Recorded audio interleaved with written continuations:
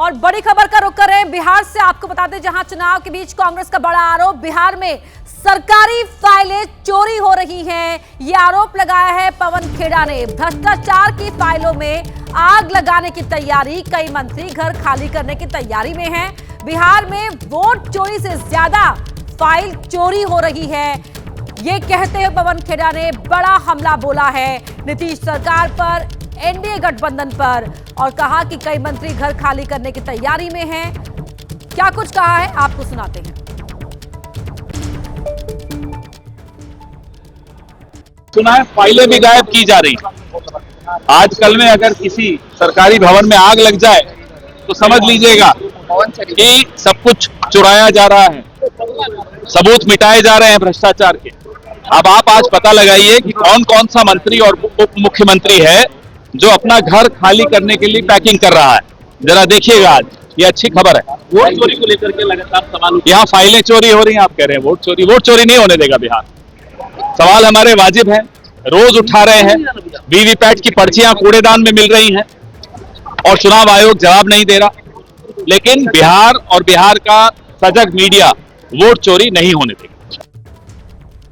बिहार का चुनावी युद्ध अंतिम पड़ाव में है। आज दूसरे चरण के प्रचार का शोर थमेगा। ऐसे में हर पार्टी और गठबंधन अपनी अपनी जीत के लिए अंतिम जोर लगाने में जुटा हुआ है। चुनाव प्रचार के आखिरी दिन आज अमित शाह सासाराम के फजलगंज स्टेडियम मैदान में और अरवल के मधु शर्मा मेला मैदान में रैली करेंगे, तो वहीं राहुल गांधी सीमांचल में गरजेंगे।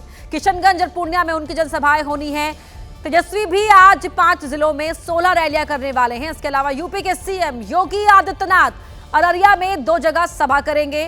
साथ ही सुपौल, मधुबनी में भी उनकी रैली है। वहीं देश के रक्षा मंत्री राजनाथ सिंह भी एनडीए उम्मीदवारों के समर्थन में 2 जगह रैली करेंगे। बता दें कि आज दूसरे चरण की 122 सीटों पर चुनावी शोर थम जाएगा और 11 नवंबर को इन सीटों पर वोट डाले जाएंगे।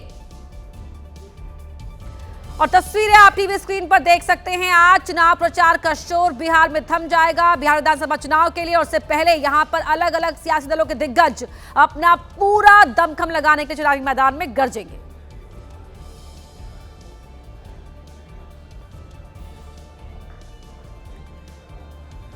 और बड़ी खबर का रुख कर रहे हैं वोट चोरी के आरोपों पर राहुल गांधी का बड़ा दावा। हमारे पास वोट चोरी के और भी सबूत हैं। समय आने पर वोट चोरी पर नया खुलासा होगा।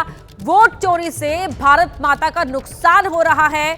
मोदी, शाह और सीईसी चुनाव आयुक्त ज्ञानेश की जोड़ी मिली हुई है, ये कहते हुए राहुल गांधी ने यह बड़ा हमला बोला है। वोट चोरी पर गिरने से बचने के लिए एसआईआर कराया, लोकतंत्र पर आक्रमण हो रहा है। मध्य प्रदेश और छत्तीसगढ़ में भी वोट चोरी हुई और ये बातें की हैं मध्य प्रदेश में जंगल सफारी के दौरान राहुल गांधी ने। लोकतंत्र पर आक्रमण हो रहा है।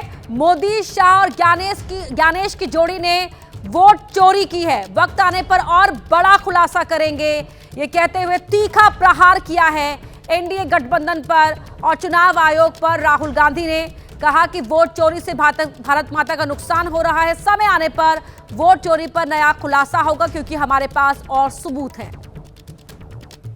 ये बीजेपी और इलेक्शन कमीशन का सिस्टम है और हमारे पास और भी सबूत है और वो आस्ते आस्ते हम दिखाएंगे।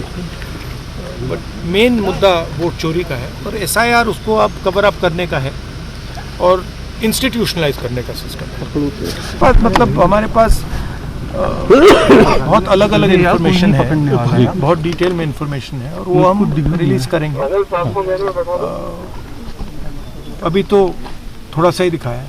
मेन मुद्दा यही है कि लोकतंत्र पर आक्रमण हो रहा है, अंबेडकर जी के कॉन्स्टिट्यूशन पर आक्रमण हो रहा है और डायरेक्टली मोदी जी, अमित शाह जी और ज्ञानेश जी जॉइंटली पार्टनरशिप बना के कर रहे हैं और इससे देश का बहुत नुकसान हो रहा है, भारत माता का नुकसान हो रहा है। इन लोगों को एसआईआर जैसे मुद्दे दिख रहे हैं जिसमें ना सरकार का कुछ लेना देना है, ना हमारे प्रदेश के वासियों का कुछ लेना देना है। चुनाव हमेशा इन लोगों ने भ्रम फैलाकर लड़ने का काम किया है। आप देखिएगा कि विपक्ष की ये रणनीति का हिस्सा बन गया है कि जब जब चुनाव आएगा तो एक फॉल्स नैरेटिव सेट किया जाता है, भ्रम फैलाया जाता है, डराया जाता है। लोकसभा के वक्त तो बात की थी ना इन लोगों ने आरक्षण की, क्या बोल रहे थे कि आरक्षण समाप्त हो जाएगा, लोकतंत्र की हत्या हो जाएगी, संविधान खत्म कर दिया जाएगा। आज 1.25 साल से ज्यादा होने को आया है मेरी केंद्र की सरकार को बने हुए।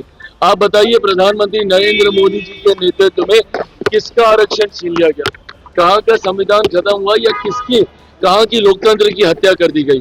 तो बार बार झूठ बोलकर इस बार इन लोगों ने SIR को मुद्दा बनाया, लोगों को डरा रहे हैं कि भैया आपका वोट छीन लिया जाएगा, आपका वोट खत्म कर दिया जाएगा।